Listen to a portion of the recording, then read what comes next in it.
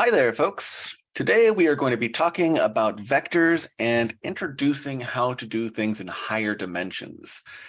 One question you might have is, how many dimensions are we talking about? Typically, when you think about physics and whatnot, you're not going to be dealing with too many vectors or too many dimensions. You might be dealing with 4 dimensions if you're dealing with space and time, but you can find things which are in much, much higher dimensions. For instance, quaternions are 8-dimensional objects which are used to model things like the rotations of particles. For us, though, when we think about dimensions, we don't want to be thinking about it in terms of spatial dimensions or time dimensions. Really, we want to be thinking about it in terms of populations. Whenever you're dealing with a set of populations, and when I say populations, I'm using it in the absolute most general term, each population is going to be corresponding to a different dimension in a vector. And so let's say that we're talking about populations of ecology things. And so we could say populations of mice, rabbits, bunnies, and hummingbirds. Well, right there, we have 4 different dimensions, 4 different populations, which we would be analyzing. When you start talking about other things, like the human body, well, how many different populations are in the human body? How many different types of chemicals?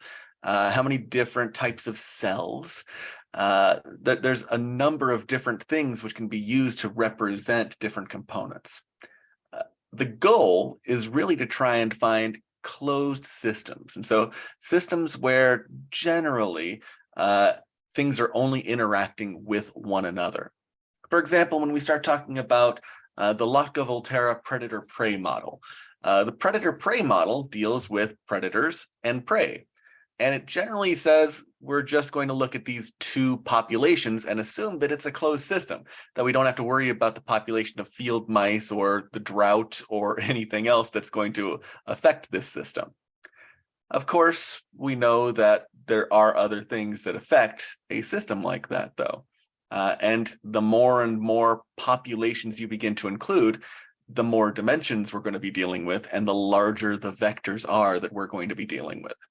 And so if you are dealing with some system which has 20 or 30 different populations involved, we're going to need vectors which are 20 or 30 numbers in length in order to model those things. And that's really what this is about. Today's lesson is about introducing the idea of vectors so that we can explore larger populations. This is mostly just talking about populations in the more traditional sense. And so what does a 2-dimensional object look like in 4-dimensional space? That's something which is sometimes difficult to understand. But visualizing that is important when it comes to linear algebra and differential geometry. Typically, those are reserved for things like physics and engineering, but the fundamentals are still important when we're talking about biology and medicine. This chapter 8, is all about understanding vectors and matrices. And so in order to understand how we can model larger systems of populations, as well as what their behavior looks like. Vectors are the first part of that. And then next time we will talk more about matrices. But even before we do that, we're going to talk about what 3-dimensional space looks like, just so that we have some type of visual. Hopefully you all can visualize what 3-dimensional space looks like, since most of you exist in 3-dimensional space with a 4th dimension for time. But let's start by making sure that we know how to draw a 3-dimensional coordinate system. So I'll stop the share and I'll start working on the whiteboard so that you can see what this would look like. And so when we think about the standard Cartesian coordinate system, it looks something like this. In order to make it so that it is 3-dimensional, we need to add a 3rd dimension. In this case, we would view this as actually coming straight out of the board, but we can't really visualize things if it's coming straight out of the board, and so we kind of angle it a little bit. In this case, it gives a little bit of perception, as it were. But we can then just count across as we normally would. We can go up as we normally would. We can come out as we normally would. But one of the big differences is typically when we were doing this, we say that this is the X direction, this is the Y direction, and this is the Z direction. This would be the positive X direction coming out of the board. The negative X direction would then go back. Positive Y is going to the right. The negative Y would be going back. Positive Z is up. Negative is down. And of course, this is all well and good. For those who play Minecraft, Minecraft does it very, very wrong, and I will never, ever forgive them for that. But this is the standard way of doing it. This follows something called the right hand rule, which is saying that if you use your right hand, we can mimic these as X, Y, and Z. I believe it's the X is pointing straight. The Y is then going to be coming out with the middle finger, and the Z is going to be going straight up. And depending on how you angle your hand, you can start to get this. Of course, using a whiteboard screen doesn't really do it justice.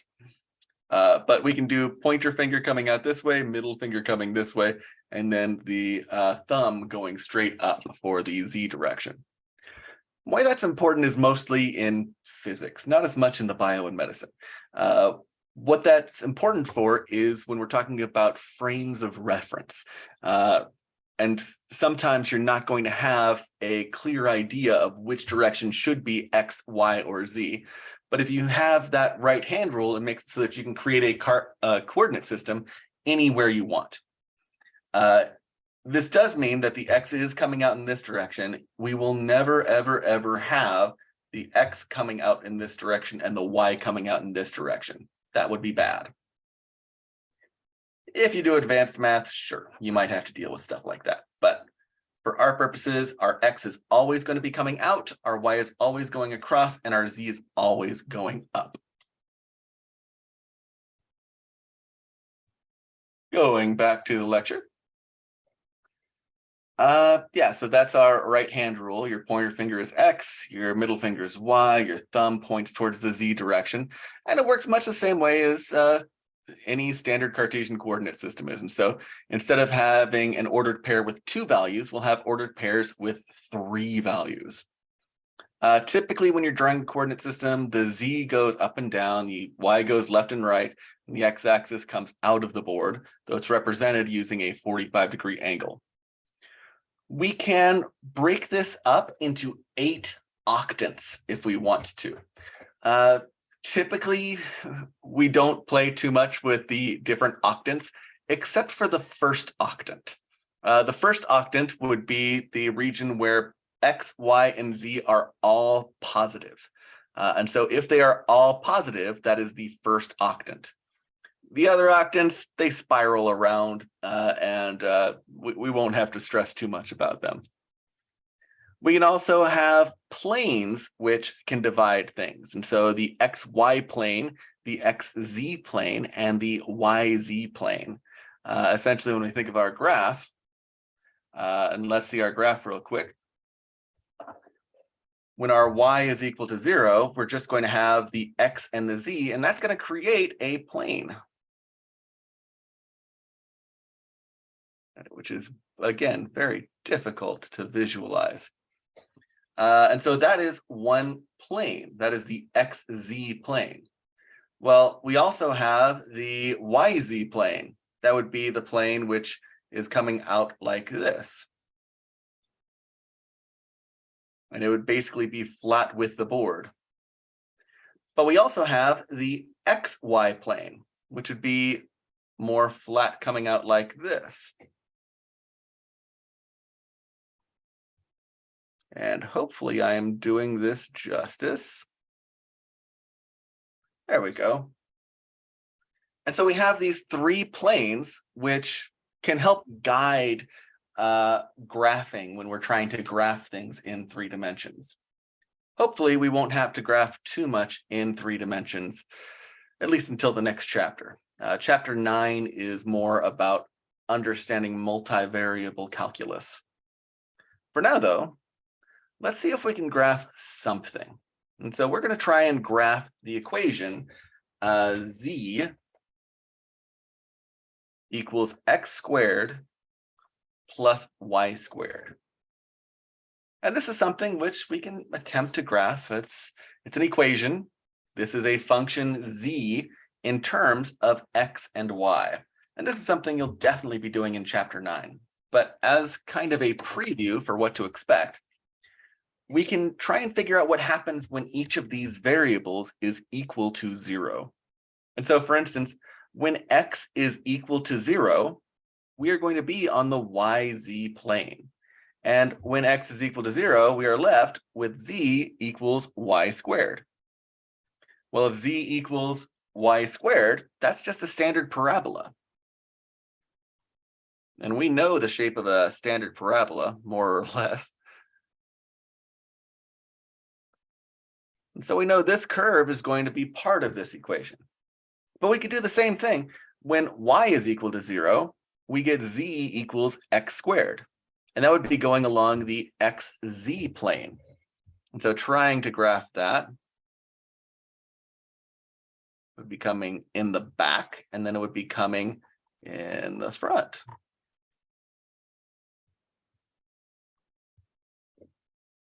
If z is equal to 0, well, we get x squared plus y squared equals 0, which only has a single point.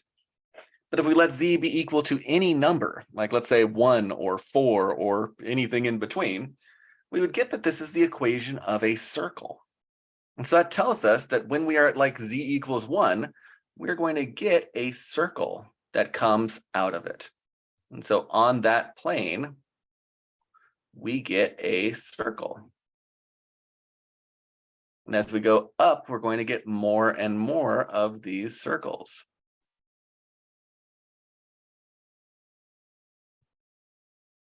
And we can use this to create a graph of what this looks like as best we can. And so in this case, the case of the equation z equals x squared plus y squared, we get a graph which looks something like this. This is considered a paraboloid.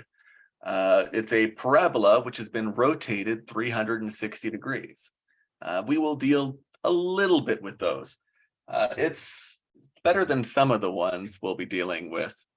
Yeah, the hyperbolic paraboloid, that's something else. Think Pringle. But this is how we can graph things in 3 dimensions. We can plot points, we can graph. It's very similar to what we do with 2 dimensions.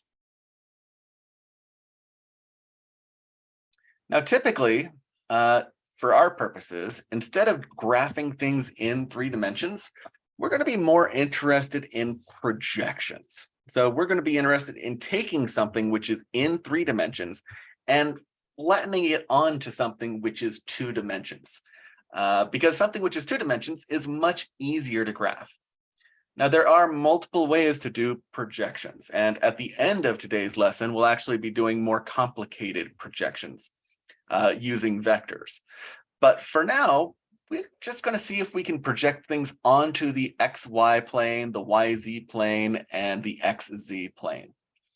And so first off, remember that the XY plane is when all of the Z values are equal to 0. Sometimes these projections are plotted on a 2-dimensional graph, though just as often they can be plotted on a 3-dimensional graph. And so when we are doing a projection, we're basically going to be just dropping all of the Z values when we want it to be on the XY plane. If we want to do a projection onto the XZ plane, we'll set all of the Y values equal to 0. If we want to do a projection on the YZ plane, we'll set all of the X values equal to 0. For our purposes, we'll generally be putting them onto 2-dimensional graphs because that'll be much easier to visualize. And here's a sample problem. And so a set of 3 potential cancer treatment drugs are tested on a number of lab rats in various quantities. The batches which had the greatest success rates were given drugs in the quantities below, represented in dimensionless numbers. Then we were asked to do 3 things. Part A, plot the data for the 5 batches in 3-dimensional space. Then B, plot the projection of the data onto the XY plane, XZ plane, and YZ plane. And C, what, if anything, can be inferred from this data? If you'd like, pause the video and give this a shot. While you do that, I'll start setting up because we are going to be plotting a whole bunch of points. We're going to start by doing it in 3 dimensions, which means we are going to need a 3-dimensional graph. Looks like it's going to be going out to about 5 in each direction. It's all going to be positive though, and so we can use that to our advantage. 1, 2, 3, 4. And I will see if I can count. Then I will create 3 additional charts. So we will have 1, 2, 3. Actually, I will even make it so that they are more in the positive region.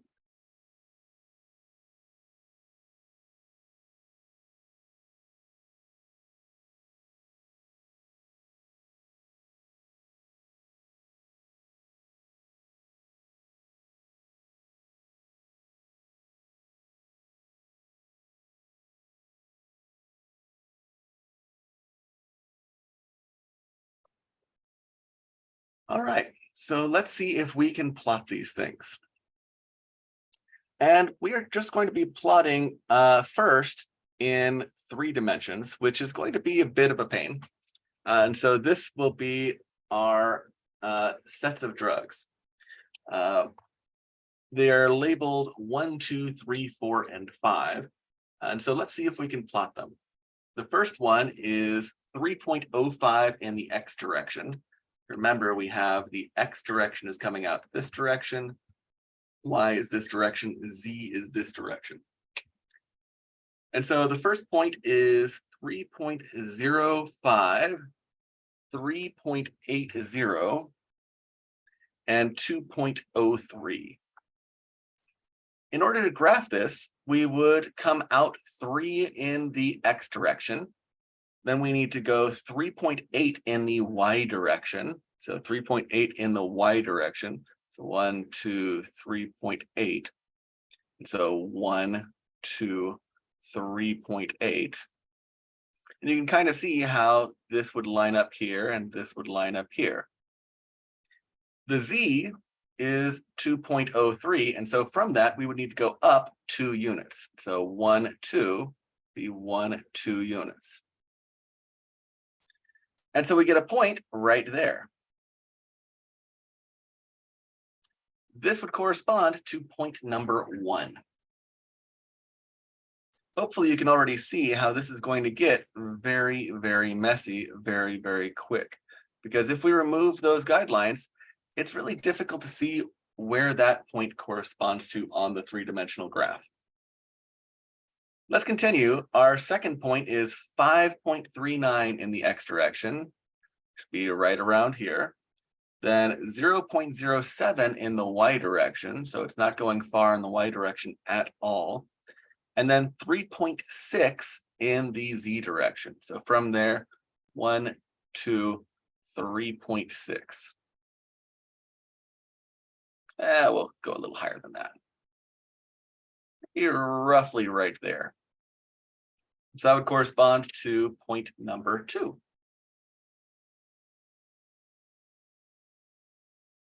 Our next one is 1.74 in the X direction, should be right around there. 1.92 in the Y direction, go roughly 2 over. And then it's going to be 1.16 up. So we're getting something right around there.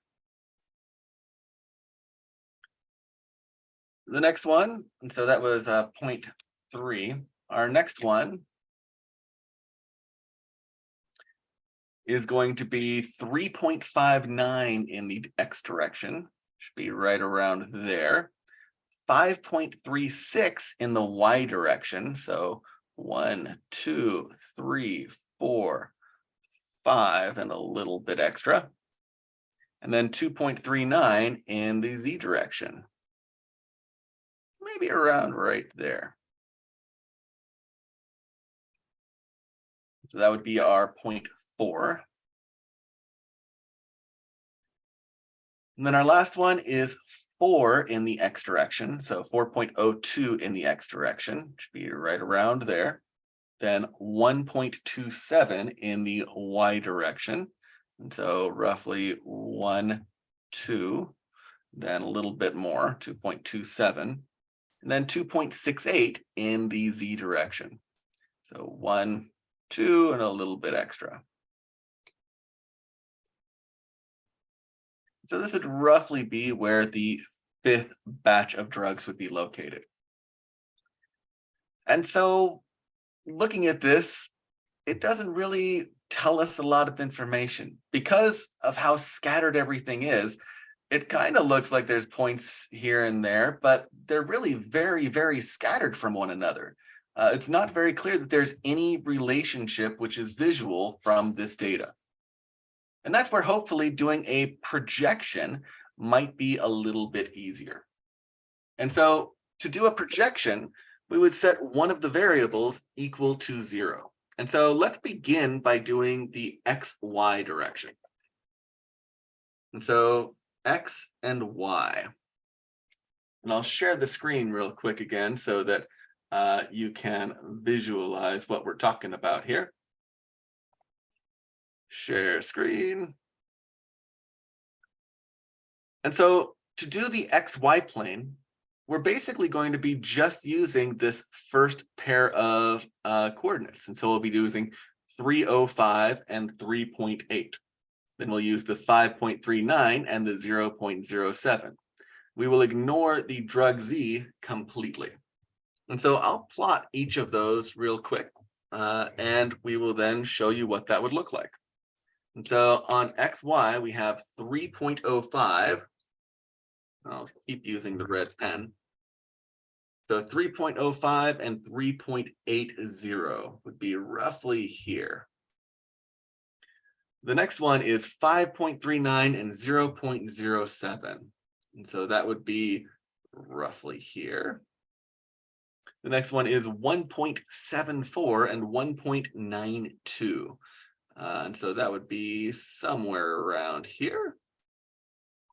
Our next one is 3.59 and 5.36. So that would be somewhere up here. And the last one is 4.02 and 1.27. Should be somewhere around here. This one was number 4.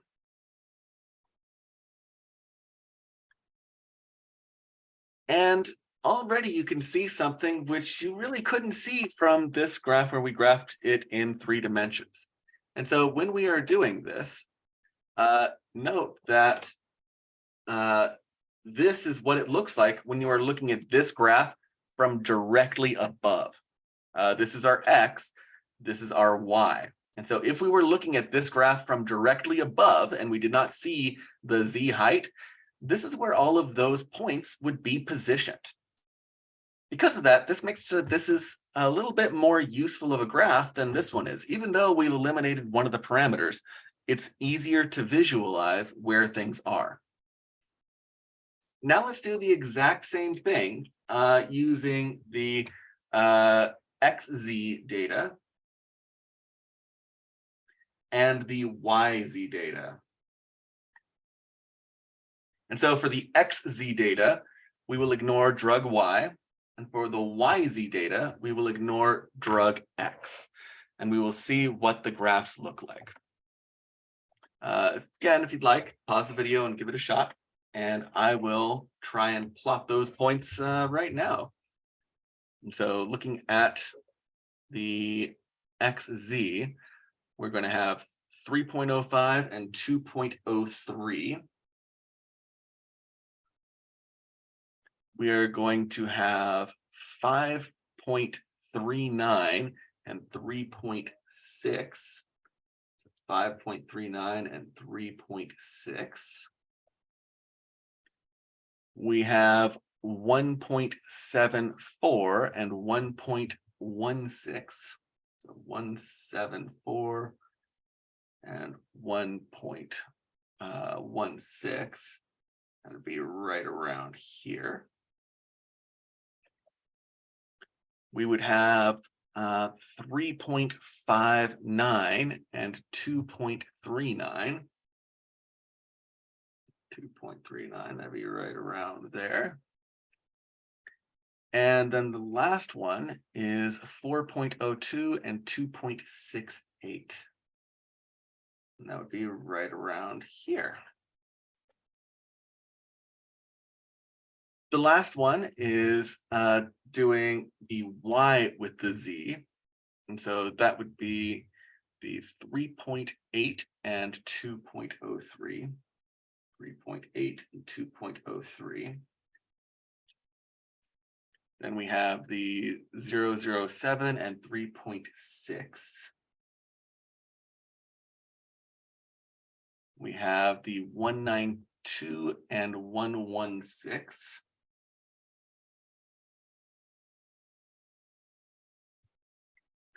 We have the 536 and 239.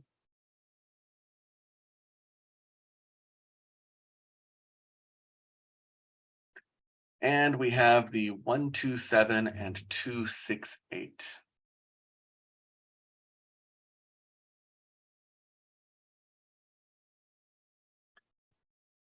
And so looking at all of these, we have our everything plotted, and then we have our other three graphs. This is the XY plane, this is the XZ projection, and the YZ projection.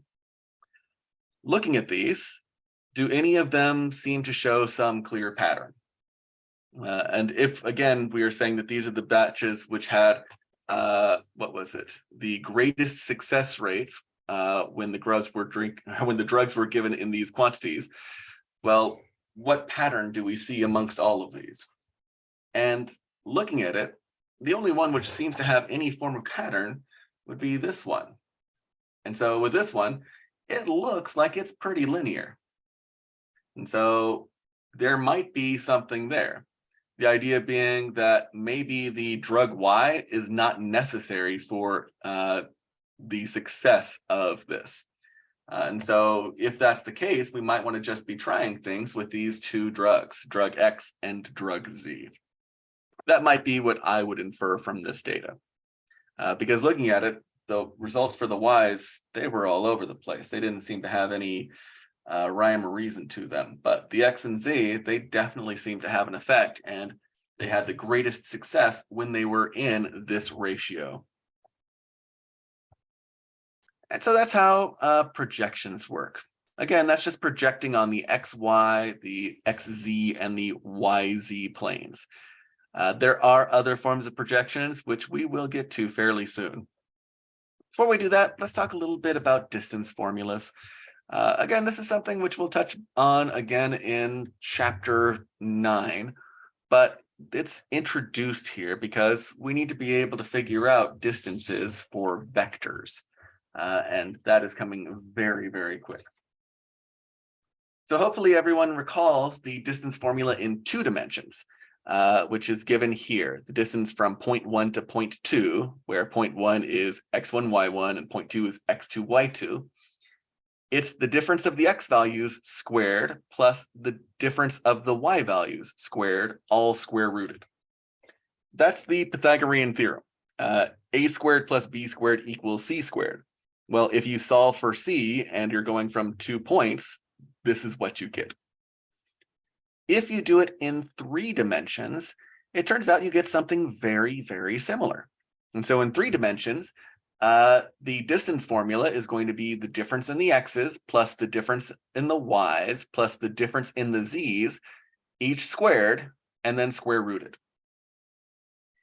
If you want to go into higher dimensions, like let's say you are dealing with something which has 20 dimensions or something, well, you would do the exact same thing. You would find the difference in each one of those components. You would square them, add it all together, and then you'd square root it. This is actually something which is used a fair amount when you're modeling epidemics. It's called antigenic cartography. And with antigenic cartography, what you're doing is you are trying to figure out how similar different viruses are to one another. And the way you do that is you can look at the different components of the virus and see how they have changed from one another. Doing that, you can migrate the or how the virus has changed with time, and that's how you can see whether or not you're dealing with one virus over another. When you think about SARS-CoV and how it has changed, and we've had different versions of it throughout the years. Well, we can model which variant we're dealing with using antigenic cartography, which is really just using the distance formula a whole bunch in higher dimensions. And so let's do a couple of quick examples. Find the distance between this point and each of these. And so the point we are dealing with is the point 3, -4, 12. And we're going to be finding the difference between that and the origin. We're going to be finding the distance between that and, for B, it is the point 1, -2, 13. And then for part C, we're going to find the distance between that and the XY plane. Cool.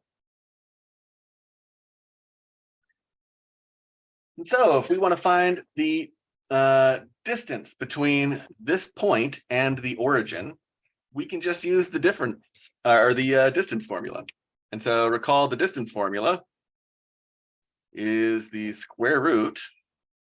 And so the distance, it's going to be the square root of each of the components here minus each of the components here. Well, for the origin, each of the components is just 0. And so we're talking about 3 minus 0 squared plus -4 minus 0 squared plus 12 minus 0 squared, all square rooted. Well, this becomes 3 squared, 4 squared, and 12 squared. 3 squared plus 4 squared plus 12 squared. Well, 3 squared is 9, 4 squared is 16, 12 squared is 144. 9 plus 16 is 25. 25 plus 144 is 169. And the square root of 169 is 13. And so the distance from this point to the origin is just 13 units. It's very nice that it didn't have a square root in it. For the next one, it'll be a little bit trickier, but not a lot trickier. And so the distance, again, we can just subtract the two. And so it's going to be the square root. It'll be 3 minus 1 squared plus a -4 minus -2 squared plus 12 minus 13 squared. Now, just so you know, the order does not matter when you are talking about distance formulas. The distance from this point to this point and the distance from this point to this point are the same. And so if you wanted to have the 1 first and the 3 second, that's okay. Does not matter. And so let's try this. And so 3 minus 1 is going to give us 2, and 2 squared is 4. -4 plus 2 gives us a 2. 2 squared is 4. 12 minus 13 is -1. And -1 squared is +1. Which gives us the square root of 9, which gives us 3. Hopefully that's not too bad. Next one, we're going to see if we can figure out the distance between this and the XY plane. And so in order to figure out the distance between this and the XY plane, really we can just kind of look at it. We know that this is a point, which is somewhere above or below the XY plane. This 12 is going to be telling us how far it is, because this is how far up or down it is from the XY plane. In this case, the answer then is just going to be 12. If this had been a negative number, you would have to make it positive, because distances are always going to be positive. Really, what we're doing is we're saying that the closest point to this on the XY plane would be the point 3, -4, 0. And then we're using the distance formula to go from this point to this point. Hopefully that makes sense. And so that's the basics for the distance formula. Hopefully it's not too bad. The last problem that we have, let me share the screen again so that you can see it, is asking us to find the distance between 2 points. And these are 5-dimensional points. They are the point -1, 1, 2, 1, 2, and the point 2, 1, -2, -1, -1. Now we can use the distance formula to find the distance between these 2 points in just the same way. And so to do this, we would say our distance is equal to the square root. And then we're just going to do the difference between each of the coordinates.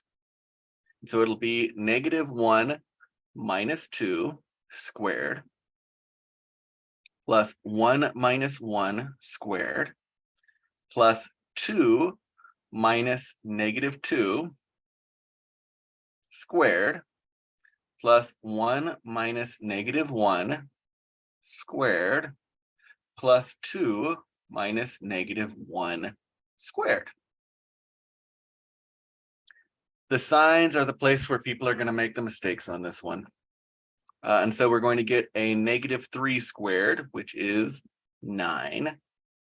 We're going to get 1 - 1 is 0 squared is 0. We're going to get a 4 squared is 16. We're going to get a 2 squared, which is 4. And then we are going to get a 3 squared, which is 9. That gives us 25. 29 plus 9 is 38. And so we get the square root of 38 out of this. Not too bad. So that's the distance formula in a nutshell. The distance formula is really just telling us the distance between 2 points. But when we start talking about vectors and multi-dimensional vectors, we can find the distance between them as well. And as mentioned, that's a very big part of antigenic cartography, which is measuring the metamorphosis of viruses. So we also have the equations of a circle and equations for a sphere, and these are things which you should already know from Algebra 2. We just want to do a little bit of a refresher before we get into it. So let's make sure that we remember how these work. So the equation for a circle of radius r centered at the point x1, y1, given by this. Oftentimes you'll see it as h and k, where h is the horizontal shift and k is the vertical shift. And if it's centered at the origin, it's x squared plus y squared equals r squared. Well, we have the same thing for a sphere. It's x minus x1 squared plus y minus y1 squared plus z minus z1 squared equals r squared, where r is again our radius. Here are a couple of sample problems. Let's try the first one first, and then we'll do the second one. So find the center and radius for the following sphere. It is x squared plus y squared plus z squared plus 8x minus 6y plus 2z plus 17 equals 0. Now, again, this is something which should be very familiar from Algebra 2. In Algebra 2, they focus just on circles. Spheres, we're just adding the z term in here. But the process for figuring this stuff out is exactly the same. You're going to need to use the completing the square method. So if you recall, the way this works is we group everything together. And so we will have the x squared plus 8x. And then we'll leave a little spot there. We'll have the y squared minus 6y and something there. And then we'll have the z squared and 2z and something there. And then we'll say that that is equal to the negative 17 after we subtract that over, plus all of the different components which we are adding on this left side. Now, in order to complete the square, we would take the 8 divided by 2 and square it. And so 8 divided by 2 is 4. Squared is going to give us a 16. And we add that to both sides. For the 6y, it's going to be plus 9. Again, divide by 2 and square it. Divide by 2 and square it, we get 1. And now we can rewrite this. Switch to the blue pen and we will get x plus 4 squared plus y minus 3 squared plus z plus 1 squared equals 9. To figure out our center, we would ask what is being subtracted from each of our components. And so x minus a negative 4, y minus a positive 3, z minus a negative 1.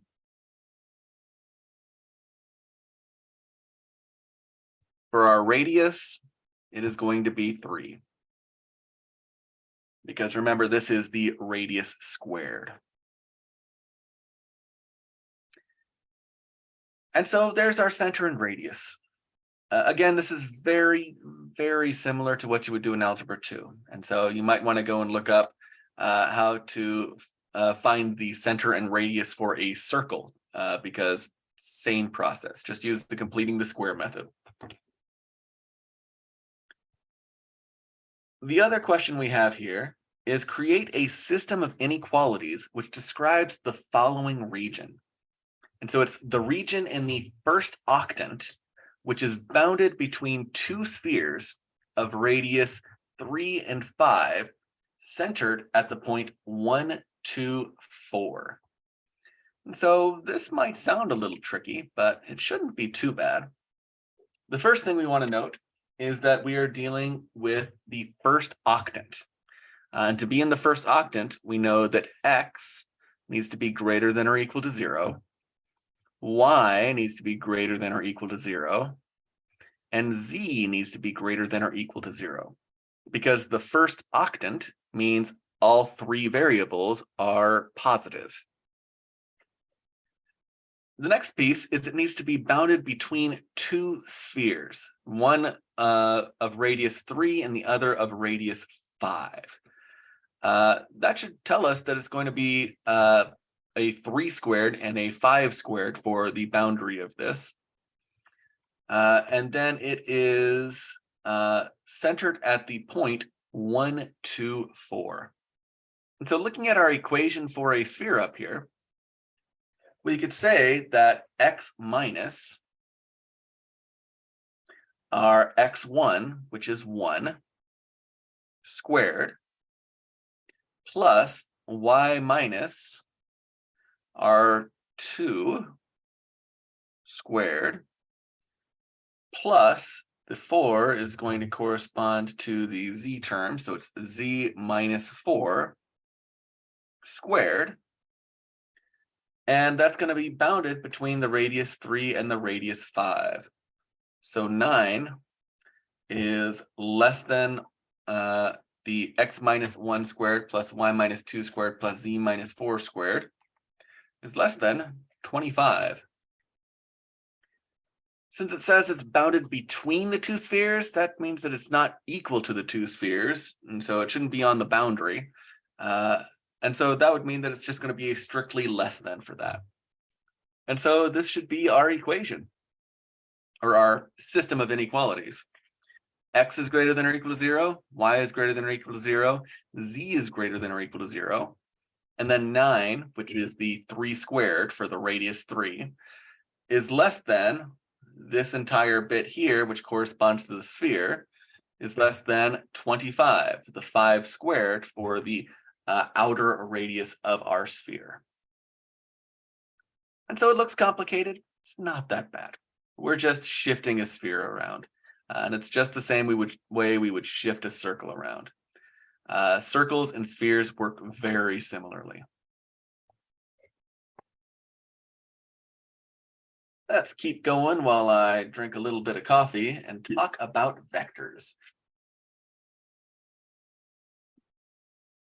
So vectors are an n-dimensional object which has both a direction and a magnitude.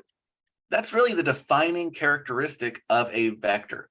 It has a direction, and so it's going somewhere, and it has a magnitude, and so it has some length. We typically write this out as an arrow. And so an arrow which has a starting point and an ending point. It can be thought of as a path traveled from one point to another. For example, suppose we wish to go from the origin to the point 2, 3. We could say that the vector u is equal to OA, the line segment there, directed line segment, is equal to 2, 3 represents this path. Now, you might notice some notation stuff here. If you look closely, and we'll try to zoom in this way, notice that the arrow that we are using is just a half arrow on our U. And so it just is showing the top part of the arrow. That's pretty standard when we're talking about vectors. You'll see a letter, and then you'll see an arrow on top of it, which is just the top part of the arrow. And so it's not like an arrow with a top and a bottom leg on it. Also notice that we usually use these pointy brackets to represent a vector. The image I stole this from used parentheses, which is not traditional. And also notice it used a full arrow. Again, not traditional. Typically, you would see it with a pointy brackets to represent the 2, 3, and the half arrow on top of the letter. Now, one thing to note about vectors, though, is the starting point isn't necessarily fixed. And so a vector has a direction and a magnitude.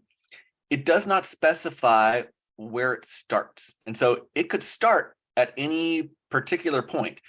Provided it has the same direction and magnitude, it's the same vector. And so thinking of this one, if we were to shift this entire arrow and have it start at 1, 1, it would be the exact same vector. Here's an example where we have 4 vectors. All 4 of these vectors are the exact same vector because they have the exact same magnitude and direction. Now, the question is, how might you write this? And to write this vector, I might call it vector v or vector u. I personally like the u's a little better, with the half arrow on top. In the x direction, it is going back 2. In the y direction, it is going up 5.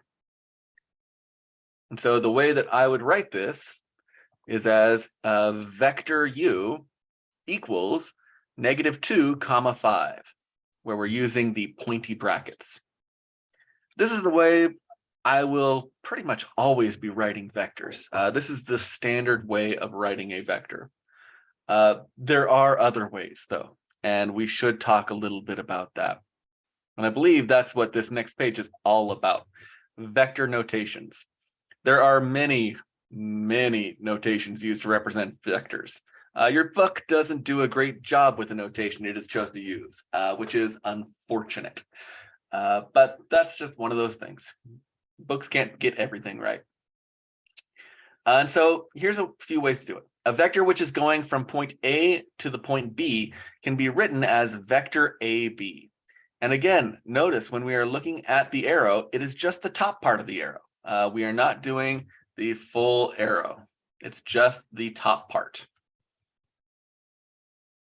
If we are talking about a particular vector, but we don't know or care about where the vector is beginning, we'll often represent this with a single letter and arrow. And so U and V are by far the most common ones. U is sometimes used to represent a unit vector, but not always. U and V really are the most common. If you're going into physicsy stuff, you'll often see capital letters used, such as F to represent force. Force is a vector. Acceleration is also a vector. And so when you're thinking that force is equal to mass times acceleration in a physics course, really we're equating two vectors. Textbooks often use a bold typeface instead of the arrow notation. And so U, V, or F, if it is bold and slightly italicized, you'll often see that used to represent the vector.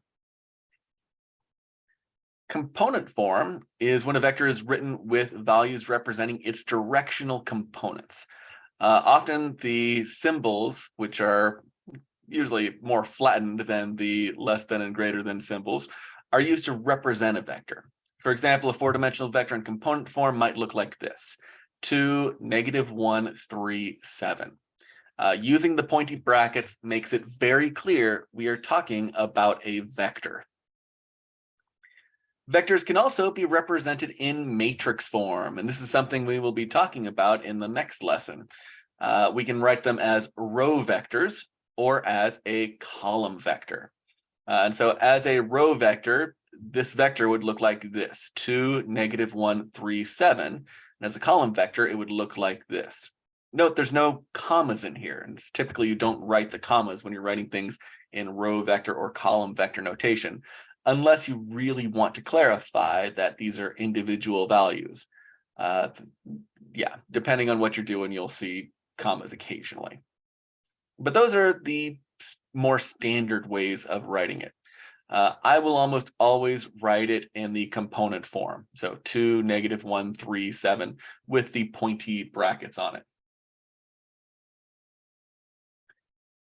Now, vector operations are a little bit more interesting because once we know how to write them, we might want to actually do some stuff with them. And we can do a lot of math with them. There's actually an entire course, linear algebra, which focuses on vector manipulation. But there's also vector calculus, which is what calculus 3 is sometimes called. And so there's a lot we can do with these. We're going to start with the basic operations. And so vector addition. If we want to add two vectors together, really what we would be doing is we would be taking one vector and we would just be putting it at the end of the other vector. That's how you add two vectors. So vector u plus vector v is going to be this new vector, which starts down here and ends at the end of v. In practice, though, it's actually really easy to compute. It works the way you would want it to. You just add the components. And so you would do u1 plus v1, u2 plus v2, all the way through un plus vn. Hopefully it makes sense that they would have to have the same dimension. You're not going to be able to add a two-dimensional vector with a five-dimensional vector because it would not be clear how the dimensions would be coordinating with one another. And so you have to have the same number of values in each vector. The other one is scalar multiplication. And so we have vector addition and scalar multiplication. Scalar multiplication is where we are stretching a vector by a real number. And so let's suppose that we have this one vector, which is A. Then this longer one, which is twice as long, would be 2A. We can flip the direction by adding a negative sign. So this is negative 1.5A. This is a little shorter, so it's 0.75A. This is negative 1/2A. The nice thing about scalar multiplication is it works the way you want it to also. You just distribute the K value to each of the different components. And so if you want to do 1/2 of A, really all you do is you would just take the 1/2 and you would multiply it by all of the different components in A. There are a few other things to note. And so magnitude of a vector. The magnitude of a vector is the distance from the beginning of the vector to the end of the vector. It is often represented using a single or double absolute value symbol. And so if you see the double bars or you see the single bars, that's typically representing the magnitude of a vector. And so if the vector is written in component form, it can be written like this. If it is written as it's going from one point to another point, you would calculate it like this. Really, it's the Pythagorean theorem again. This is just the distance formula. If you look at these are exactly the distance formula. The only difference is now we're talking about different components of a vector instead of talking about an object in 3 dimensions. Couple other things to note before we do some practice problems. There is a special vector called the 0 vector, and it is the only one which has no magnitude. It has a magnitude of 0. This is not going in any direction. We also have unit vectors. A unit vector is a vector which has a magnitude of 1. Any vector other than the 0 vector can be turned into a unit vector through scalar multiplication. In particular, all you have to do is multiply by 1 over the magnitude of the vector, and you will always get the unit vector. Unit vectors are extremely nice because the unit vector removes the magnitude. It makes it so that you just have a direction because the magnitude is always going to be 1. And so you can multiply it by things and it'll just be affecting the direction. It won't be affecting the magnitude.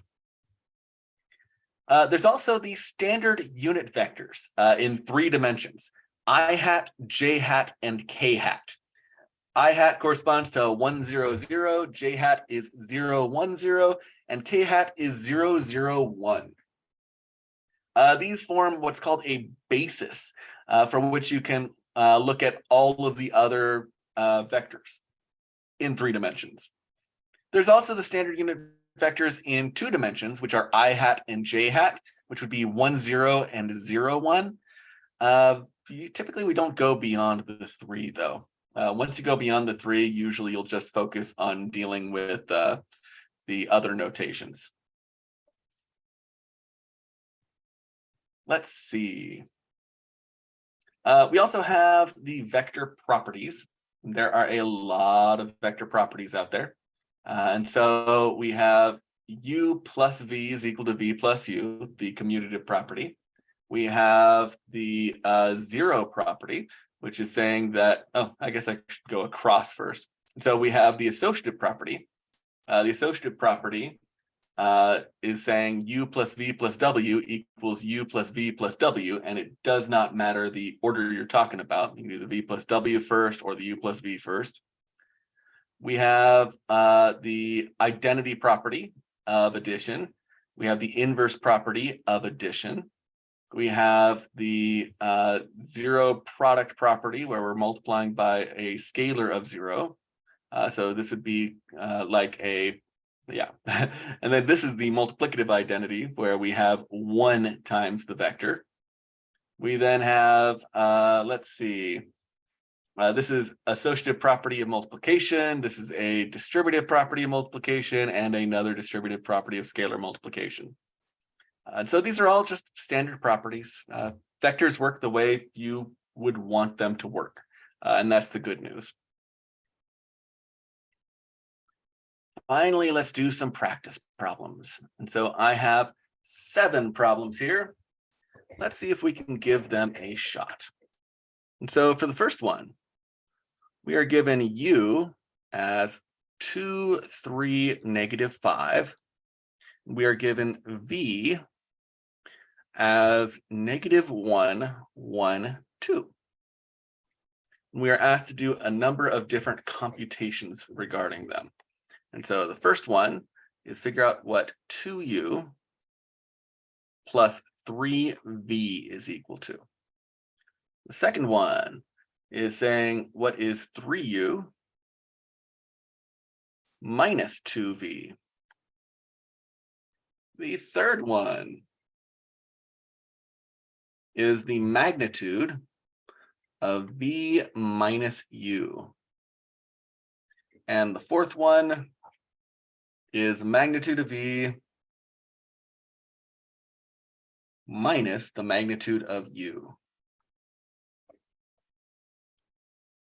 Let's see if we can figure all of these out. And then we'll work through the other ones as well. And so let's start with the first one. 2u plus 3v. And so it might help to first figure out what 2u and 3v are. And so 2u is going to be just doubling this. And so that'll be 2 times 2 is 4. 2 times 3 is 6. Then -5 times 2 is -10. Keep an eye on me and make sure I don't make a mistake. 3v is going to be equal to 3 times this. So that'll be -3. It'll be +3. And it'll be +6. And so now to figure out what 2u plus 3v is, we just have to add these together. And so 4 plus -3 is going to give us 1. 6 plus 3 is 9. -10 plus 6 is -4. That's it. Let's do the same with the 3u minus 2v. So 3u in this case is going to be, let's see, 3 times 2 is 6. 3 times 3 is 9. 3 times -5 is -15. Now, with these, hopefully you're seeing that they're not challenging, but it's still easy to make a small computational mistake. And so keep an eye out for that. What I would recommend, though, is as we're doing this, when we see the -2v, it might be a good idea to bring that minus in with the 2, because that way we'll just have to add in the end. And so a -2v is going to give us negative is +2. And then it will be a -2. Then it will be a -4.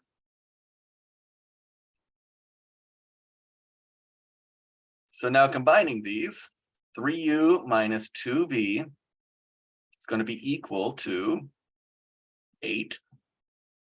9 minus 2 is 7. -15 and -4 is going to give a -19. Next one, magnitude of v minus u. So first things first, we should probably figure out what v minus u is.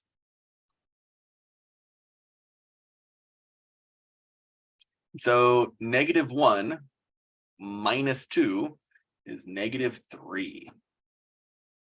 1 minus 3 is going to give us a -2. And then 2 minus -5 is going to give us a 7. Let's double check that. And that seems reasonable.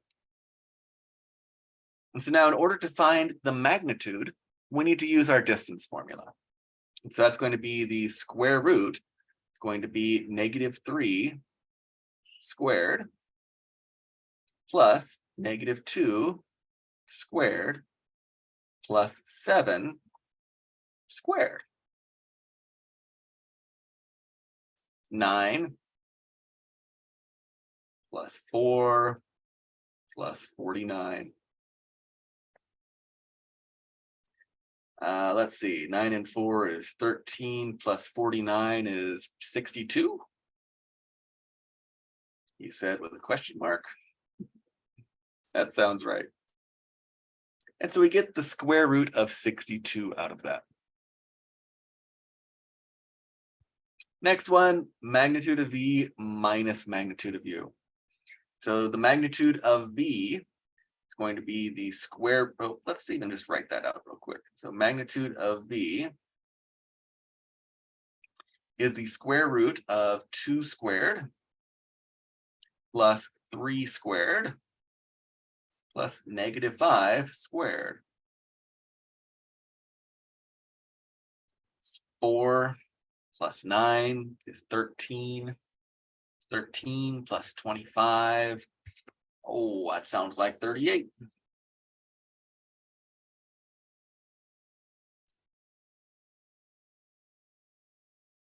And that was U, not V.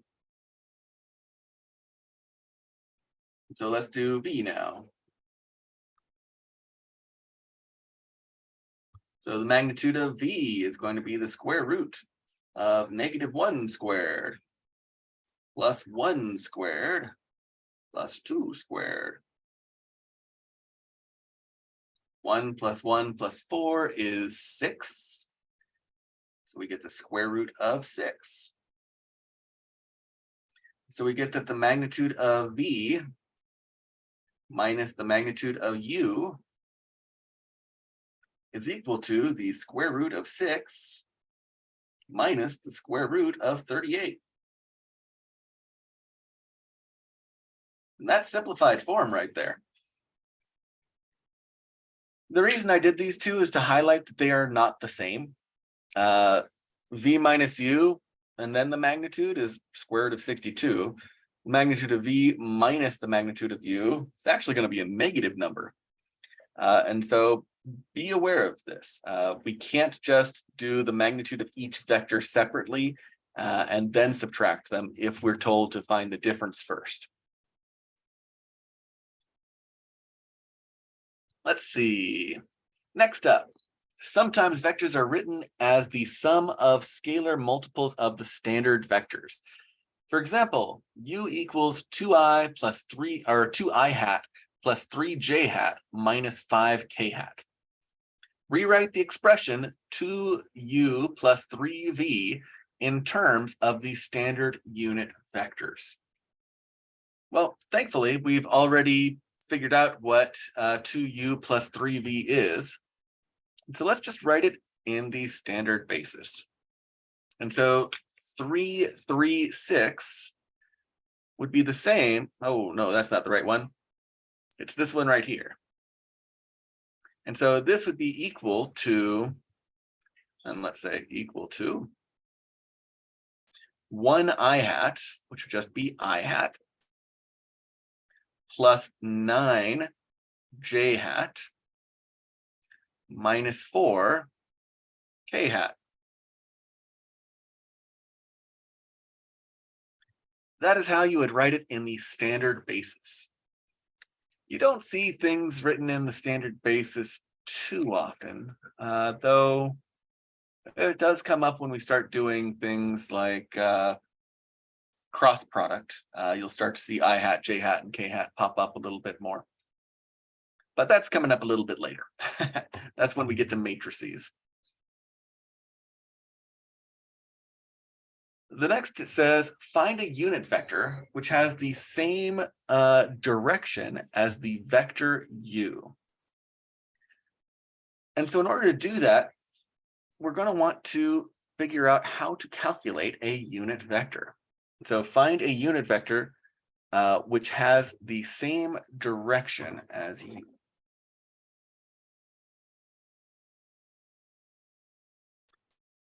And so we know what u is. And so u is the vector 2, 3, -5. We know the magnitude of u is going to be equal to square root of 38. And so if we want to create a unit vector, really we just need to divide each of these values by that unit vector, the square root of 38. Really, this is the same as doing 1 over the magnitude of u times u. Or if you want, you can just think of it as u divided by the magnitude of u.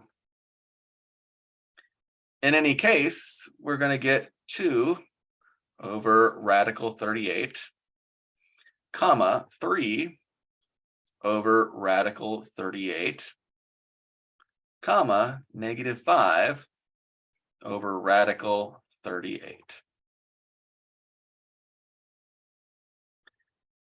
If you want to rationalize the denominators, go for it. Really, you just be multiplying each of the numerators by square root of 38. You could reduce the first fraction by dividing by 2, but that'd be about it. But this is a unit vector.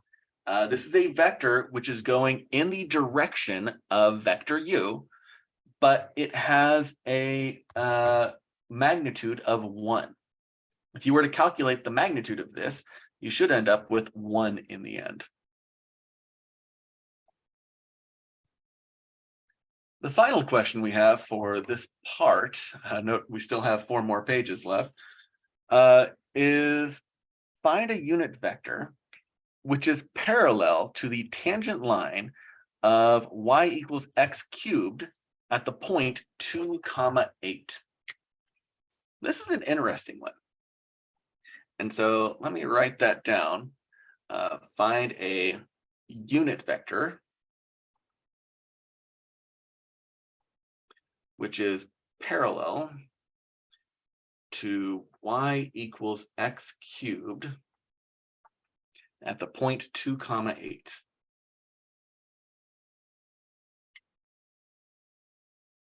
And I say it's interesting because we might want to go back and think about what it means to be parallel. And so parallel means we need to have the same slope. Well, how do we find the slope of a function? We need the derivative. And so we know that y prime is going to be equal to 3x squared. It's been a while since I've taken a derivative, so hopefully that's correct. And so once we have that, in order to evaluate it at the point 2, 8, we would say y prime of 2 is going to be equal to 3 times 2 squared, which is 12. Now this 12 corresponds to the slope. This is the slope of the tangent line. The instantaneous rate of change, the derivative, lots of names for it. But it's the slope of the tangent line. And so we want our unit vector to have the same slope as this. Well, in order to do that, we could say that, or think of this as rise over run. And so when we think of slope, slope is always rise over run. As a vector, well, vector, it's how far in the x direction you're going, and then how far in the y direction you're going. And so this would be the run, comma, rise. And so this, the slope of 12, we could think of as being as 1, comma, 12. And so that is a vector, which is parallel to y equals x cubed at the point 2 comma 8. But it says it wants it to be a unit vector, which means we need to make it so that the magnitude of this is 1. Well, the magnitude of v we can calculate pretty quick. Square root of 145, which we might be able to reduce. Well, I don't think we'll reduce that much. Yeah. And so what we could do then is we could figure out our unit vector. Let's label that u. And it's just going to be 1 over this and 12 over this. And so 1 over square root of 145, comma, 12 over square root of 145. And so that is a unit vector, which is parallel to y equals x cubed at the point 2 comma 8. If you want, you can go and check using your good friend Desmos, but take my word for it. That's definitely a good vector. So now that we've done a few practice problems, let's get back into some additional theory stuff. And we'll start talking about the dot product, as well as what it means to multiply vectors. It turns out there's 3 to 4 different ways we could multiply vectors. We've already seen scalar multiplication, but really that's a number times a vector. If we want to multiply 2 vectors together, there are 3 ways we can do it. One is the dot product, and that's the first one we're going to learn right now. The dot product is a way to multiply 2 vectors and get a scalar out of it. And so we'll turn 2 vectors into a number. The cross product, which I think we'll learn next time, is a way in which we can multiply 2 vectors and get a vector out of it. Matrix multiplication is a way we can multiply 2 vectors and get a matrix out of it. And so we have these 3 different multiplications, each depending on whether or not what we want to get out of it. Do we want to get a scalar, a vector, or a matrix out of it? Right now, we're going to do the dot product. And so the dot product, we might not even do the cross product, it looks like. Later, we'll do matrix multiplication. But if you want to learn more about the cross product and other applications, you might want to jump into vector calculus, which is calculus 3. Calculus 3, it's known as vector calculus. It deals with a lot of vectors, and the cross product is going to be a big part of it. The dot product, though, is actually a very nice computation. And so given 2 vectors, u and v, and it looks like we're going to use the same ones we always use, the dot product is the scalar form from multiplying the individual components and adding their product together. And so u dot v is equal to the components. And so u1 dot v1 plus u2 dot v2 plus all of the way out to un dot vn, where each of those corresponds to the different components. Our practice problem is saying, let's let u be equal to 2, 3, negative 5. Let's let v be equal to negative 1, 1, 2. Find the dot product. And so in this case, u dot v is going to be equal to 2 times negative 1 plus 3 times 1 plus negative 5 times 2. Well, 2 times negative 1, that's going to give us negative 2. 3 times 1 is going to give us 3. And negative 5 times 2 is going to give us a minus 10. So minus 12 plus 3 is a negative 9. That sounds right. And so our dot product in this case was -9. Now you might ask yourself, what does that dot product represent? Well, we'll talk about that soon. For now, let's just make sure we know how to compute it, as well as let's make sure we know some of the properties. As always, we have a number of interesting properties. The first one being, if you dot something with itself, really that's the same as the magnitude squared. And that kind of hints at what this is going to be representing. And so if you have a vector and you dot it with itself, you're really just squaring the magnitude. And this definitely has something to do with the magnitude. We have the commutative property for it. We have the distributive property for it. We can multiply k times either the u or the v term. And we also have that the zero vector dotted with anything is just going to give you 0, the number 0. Now, our first application of the dot product is the law of cosines.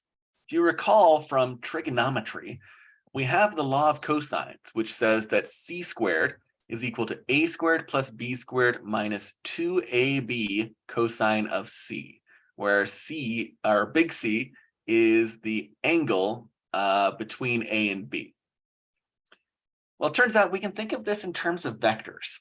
And when we do, we would say that A is vector u, B is vector v, and C would correspond to u minus v. Really, it's a one-to-one comparison there. If we change our angle to theta, then we can rewrite this equation as this. U minus v squared equals u squared plus v squared, all under magnitude, of course, minus 2 times the magnitude of u, magnitude of v, cosine of theta. Well, we can simplify this and use a little bit of dot product magic, and we end up getting this formula out of it. U dot v is equal to the magnitude of u times the magnitude of v times the cosine of theta, where theta is the angle between these two vectors. Notice here, if we divide both sides by magnitude u, magnitude v, then really what we'd be doing is we'd be doing the dot product of the unit vectors of these two vectors. And so the dot product of the unit vectors of two vectors is always going to be the cosine of the angle between them. That's what the dot product represents. The dot product tells you, or the dot product can give you the angle between two vectors. Moreover, two vectors are orthogonal, meaning they meet at a right angle, they're perpendicular, if the dot product is equal to 0. And so that's another handy trick when you're trying to calculate things with them.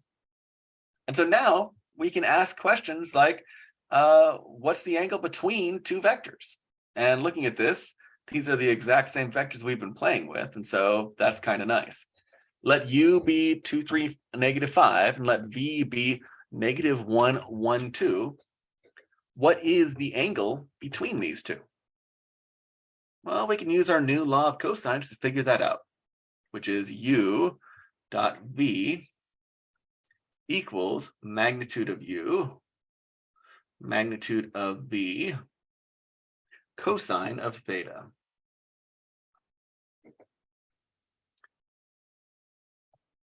And of course, I already regret getting rid of the magnitudes of these because now we got to calculate them again, but they shouldn't be too bad to calculate.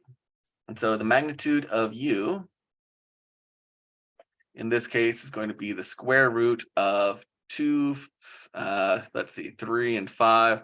So that's going to be 4 plus 9 plus 25. That sounds like 38.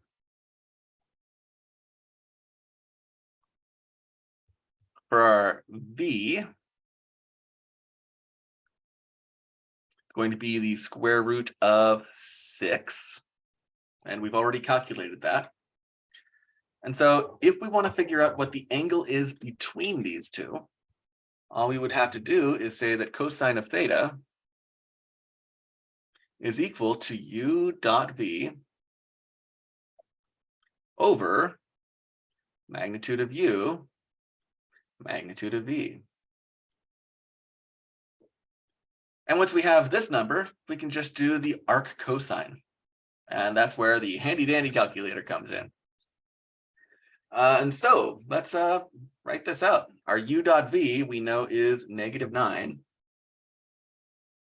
over square root of 38 square root of 6. And so let's plug that into our calculator and see what you get. I'm going to make sure that I am in radian mode because typically we play with radians. Then it is going to be -9 divided by parentheses square root of 38 times square root of 6, close parentheses. And good, I get roughly -0.596. And then I'm going to do the arc cosine of that answer. And I get that theta is equal to 2.209356 radians. If we want to know the degree measure, we could do the same computation, but just change it to degree mode. And I would get 126.5 degrees. 126.5867756 degrees. And so that's the angle between these two vectors. Now, you might be thinking to yourself, why would this matter in 2 dimensions? Because you could just measure it. But remember, these are 3-dimensional vectors. These are things which we would represent in 3 space. One of them is 2, 3, -5, and so it'd be coming down like this. The other one is -1, or -1, 1, and 2, and so it'd be coming back out like this or something. And we've just found a way to measure the angle between these things in 3 dimensions, which is kind of nice. Another thing to note, though, this will work no matter what dimensions we're dealing with. And so we could be talking about something in 20 dimensions. We could still figure this out. The dot product, the magnitudes, they are not restricted to any particular dimensions. And so as long as we're okay understanding what the angle represents in a particular set of dimensions, we can do this computation in 10 or 20 dimensions. And again, when we're thinking about that, we're thinking about it in terms of populations. And when you start thinking about antigenic cartography, that can be very important. I probably didn't want to erase that because I guarantee I'll be using it on something in the future. The next question, are the vectors A and B orthogonal? Let's figure it out. And so our vector A is equal to 2, 2, -1. Our vector B is equal to 5, -4, 2. We know that they are orthogonal, meaning they meet at a right angle, if the dot product is 0. And so let's see if the dot product of these is 0. A dot B is going to be equal to 2 times 5 plus 2 times -4 plus -1 times 2. 10 minus 8 minus 2 equals 0. And so these 2 vectors are orthogonal.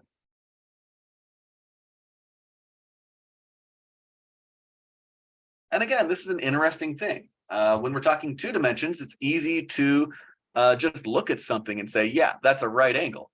But when you start to think 3 dimensions, well, it's harder to see if something is at a right angle, especially to calculate it and whatnot. But now we have a tool which will always calculate if something is meeting at a right angle. And it'll work no matter what dimensions we're dealing with. And so again, we can start thinking about what orthogonal means in higher dimensional contexts when we're dealing with 4 or 5 different populations. And if that's something which is important for us, then we now have a way to calculate it. The last one, for what values of B are those 2 vectors orthogonal? Well, that sounds like a fun little algebra problem. And so the 2 vectors which we have are -6, B, 2, and B squared, and B. Well, that looks terrible. All right, good. And so we want to determine if these 2 are orthogonal. And so in order to determine if they are orthogonal, we need to do the dot product. And if we do the dot product, we just need to set it equal to 0 and figure out what B value we can use. And so the dot product would be -6 times B plus B times B squared is B cubed plus 2B. And we can set that equal to 0. And so the dot product is equal to 0. Now we just got to solve it. So B cubed minus 4B squared equals 0. That's going to be a B and a B plus 2 and a B minus 2 when you factor it. So that tells us that B is equal to 0, B is equal to 2, or B is equal to -2. I would be cautious about one of them, though. And so you should always check your answer, of course. And so according to this, it's going to be orthogonal for any of these. The 0, I might toss out. The reason I toss it out is because then we would be dealing with the 0 vector. Do we want to say that 2 things are meeting at a right angle if one of them has no magnitude? I mean, we could talk theory with that one. I wouldn't put that on a test. But the other 2 are definitely fair game. And so if we plugged 2 in here, we would get a 2, we would get a 2, 4, 2. Or we would have a -2 and a -2, +4, -2.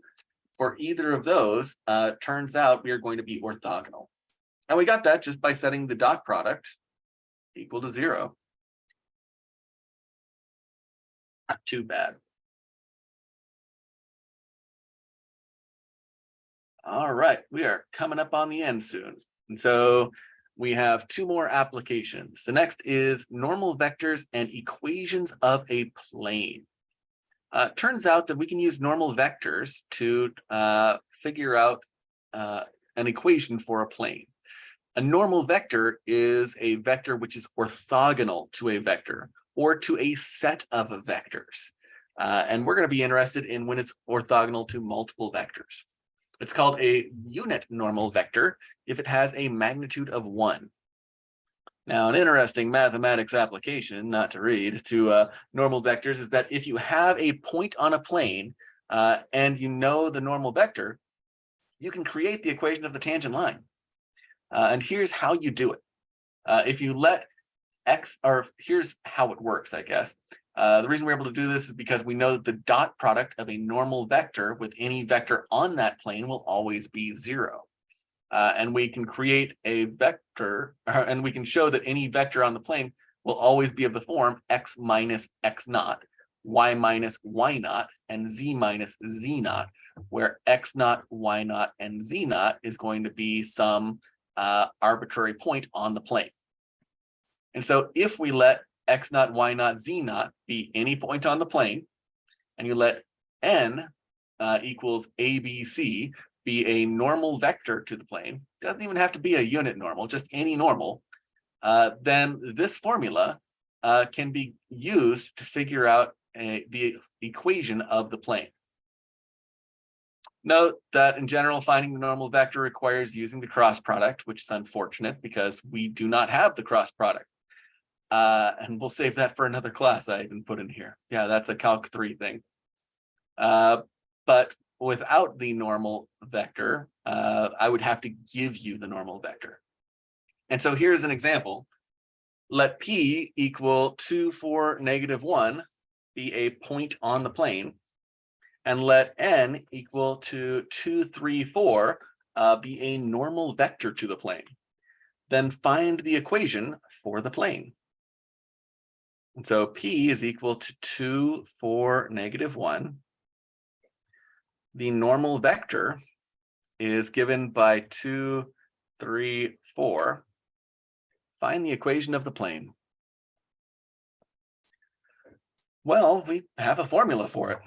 And so if we take the components of the normal vector, then it's going to be x minus the value of the point, the component,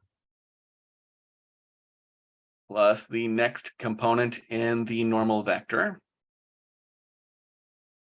y minus r4, and then plus r4 times rz minus a -1 becomes a +1 equals 0. That's it. That's a really easy process. And again, what this is really doing is this is essentially saying that we have n dotted with a vector which comes from x minus p. We'll just label it like this. Probably not the best, but that's all right. Equals 0, where this is any point on the line. Not too bad. As far as applications go, that's probably the easiest one to do because there's nothing to it. We're just evaluating, and evaluating is something we can all do. This application is also focused on evaluating, but it's got a little bit more conceptual stuff to it. If you recall, we talked about projections at the very beginning of this lesson, where we were projecting things onto the XY plane, the YZ plane, or the XZ plane. Well, we could project one vector onto another vector. And this is how you would go about doing that. And so if you look at this, we have vector v coming up here, and we have vector u coming out here. Well, if we want to project vector v onto vector u, then really what we're doing is we are trying to create a shadow. What is the shadow of vector v onto u? That's one way to visualize it. Note that we have a right angle here. And so if we drop this vector v down to u, so that it was going at the shortest location by going at a right angle there, what would it be? And that's what scalar and vector projections are all about. The scalar projection is really just the length of it. And so if we're just interested in the length, that's great. The magnitude. When we then multiply that by the unit vector of u, that gives us the vector projection. And so the scalar projection, we have a couple of ways we can do this. One is the dot product of the unit vector of u with v, or you could just say the dot product of u and v divided by the magnitude of u. This will give you v onto u.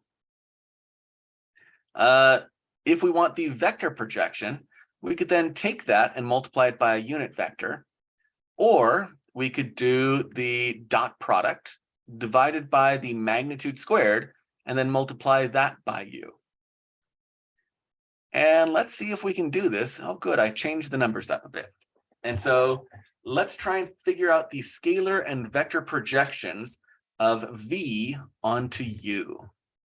And so in this case, our vector v is equal to 6, 3, 2. Our vector u is equal to 1, -2, -2. And we're going to need a lot of things. And so for our comp, I'll just write them all out. Our comp of v onto u, it looks like I used the bolded notation. I was like, where are all of my vector symbols? That's equal to magnitude u dot v, sorry, u dot v over the magnitude of u. And then the proj, the vector projection of v onto u is equal to u dot v over magnitude of u squared times u. Now, we won't stress the derivation of these formulas. We just want to make sure that you know how to use them. Again, more as practice for how to play with dot products and magnitudes than anything else. And so let's see if we can do this problem. In order to do this, we're going to need to figure out what u dot v is, and we're going to need to figure out what the magnitude of u is. And so let's start with u dot v.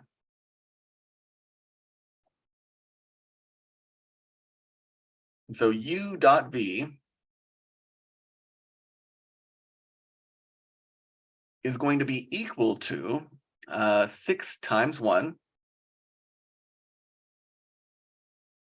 plus 3 times -2 plus 2 times -2.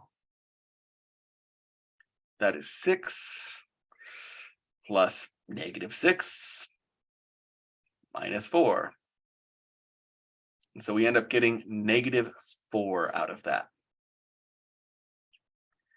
Our magnitude of u is the other piece we need. That is going to be the square root of 1 squared plus -2 squared plus -2 squared.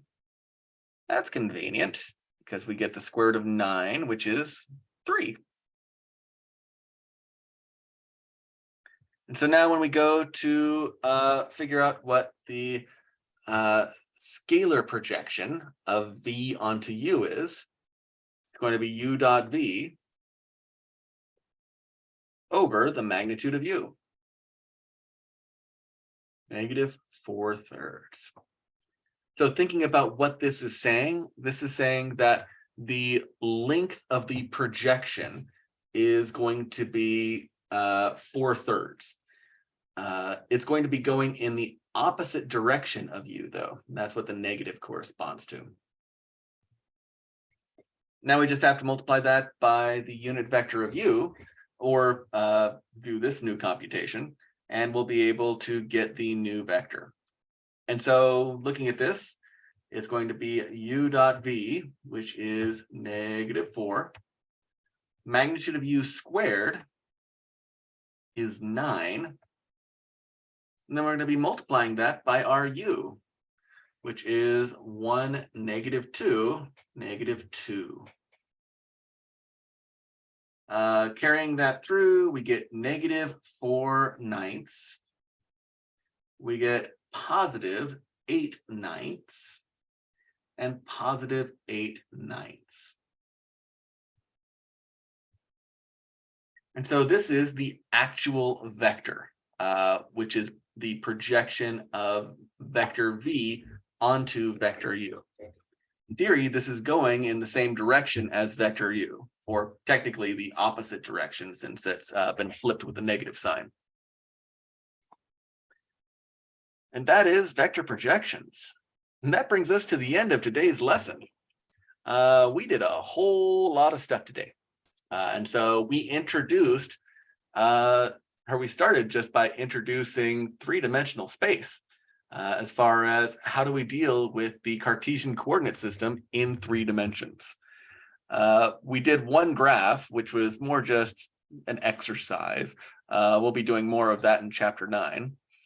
And then we talked a little bit about projections, and we used that to figure out how we could analyze drug concentrations. So if we know that these 3 drugs are being used to address cancer treatment in this case, if one of them isn't having any effect, it can become very clear by doing this type of analysis. We then talked about the distance formulas a bit, mostly as a preview for what was coming with vectors. We also did the equation of circles and spheres for similar reasons. It's all preparing for things related to vectors. Vectors are how we understand higher dimensional things. And so if we are dealing with multiple populations, then we can use vectors to model them.